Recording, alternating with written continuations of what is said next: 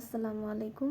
তো আজকে নতুন আরেকটা ভিডিও নিয়ে আসছি। এটা হলো আমার হাজব্যান্ড যখন মালয়েশিয়া ছিল, উনি যখন আমাদের ফোনে বিয়ে হওয়ার তো 1.5 মাস পরে যখন উনি দেশে আসে তখনের একটা ভিডিও। তো যখন বাসায় আসে তো বাসাতে না আগে নিয়ে তো কি আয়োজন করে কি নিয়ম কানুন পালন করে বাসায় উঠাইছি। তো সম্পূর্ণ ভিডিওটি না টেনে আপনারা দেখতে থাকুন।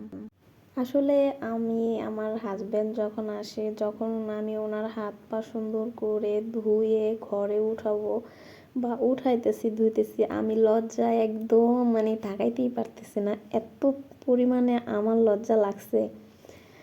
কীভাবে বলবো, আমার হাজব্যান্ডও আমার দিক তাকাইতে পারে না, হাসিতে লজ্জায় চতুর্দিকে অনেক মানুষ। নানা শ্বশুর ছিল, উনি মারা গেছে গত বছর।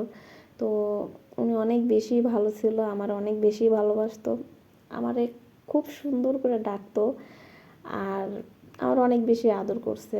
আর নানি শাশুড়ি আছে, দাদি শাশুড়ি আছে, শাশুড়ি ছিল, ননদ ছিল, ননাস ছিল, তারপরে ভাগিনা ছিল, ভাসুর ছিল, যা ছিল অনেকেই ছিল। আমি অনেক এক্সাইটেড ছিলাম তখন, অনেক ভয় কাজ করছে, কিভাবে এমন কাজ করব, হাজব্যান্ডে বরণ করে উঠাইতে হবে, মুরব্বী মানুষে বলছে, এর জন্য আমি একটু চেষ্টা করতেছি। আর আমি তো আমার হাজব্যান্ডের দিক তাকাইতেই পারি না, সেও তাকাইতেছে না। অন্যদিকে কেমন জানি একটা ফিলিংস কাজ করছিল, ভয় নাকি একটা লজ্জা, কেমন জানি সবাই দেখে অন্যরকম। আমার হাজব্যান্ড হাসতেছে, আমি অন্যদিক তাকায় হাসতেছি।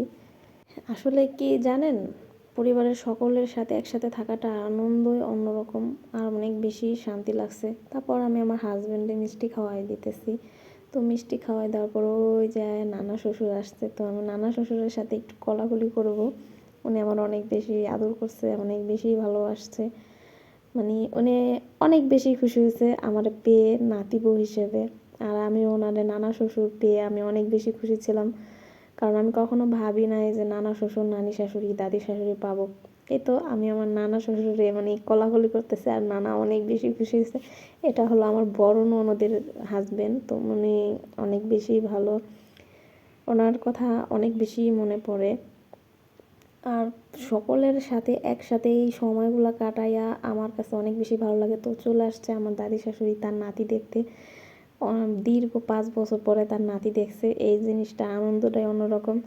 তো সকলেই দোয়া করবেন, আমি একটা একটা করে আরও নতুন নতুন ভিডিও আপলোড দেব। তো সকলেই ভালো থাকেন, আল্লাহ হাফেজ, আসসালামু আলাইকুম।